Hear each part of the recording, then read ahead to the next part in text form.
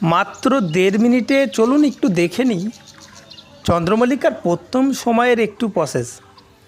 এই যে টবে মাদার গাছগুলো দেখতে পাচ্ছ, বড় গাছগুলি মরে যাওয়ার পর এগুলো নিচেই ছিল, ওইগুলো থেকে কিন্তু কাটিং করা হয়েছে। এই বালি থেকে কাটিংগুলোকে তুলে নেওয়া হয়েছে অলরেডি।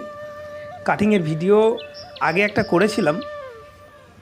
এগুলো নতুন কাটিং, এগুলো কাটিং বসানো হয়েছে শিকড়ের জন্য। 10 দিন হয়ে গেছে, 15 দিন হলে তারপর এগুলো উঠিয়ে নেব।